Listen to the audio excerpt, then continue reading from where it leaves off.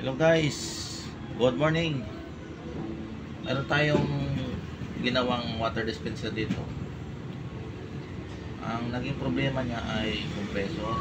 Kaya naghanap ako ng ibang compressor na kasya dito.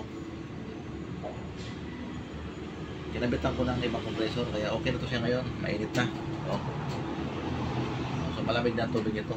Nag-umpisa ng uminit. Pinalit compressor yung compressor, makikita nyo, no? Compressor yan. Yan yung dati yung compressor dito.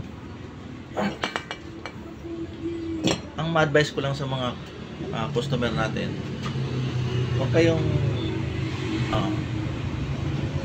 yung iba kasi sinasabi nila na huwag na tayo magpagawa, bilhin tayo ng bago.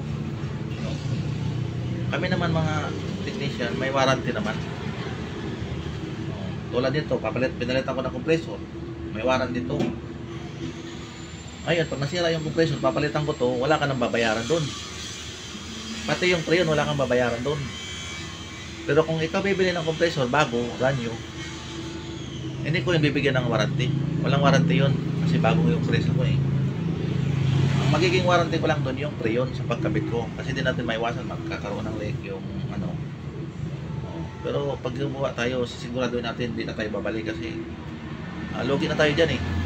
Kailangan one time lang naman ang gawa natin, diba? Yung iba natatakot magpagawa eh kasi lulukuhin daw, parang ganun ba. Huwag kayong mag negative yung isip nun eh.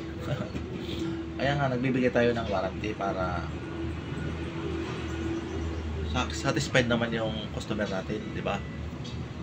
Lahat naman may warranty. Kaya pag tumawag, balikan natin. Kasi nagbayad yung customer natin eh. Hindi na pwedeng bumalikan yun. Nagbayad yun eh.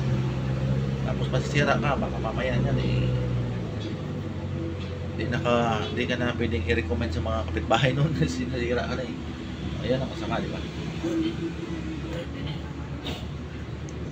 Sige lang, ayusin lang natin ang gawa natin.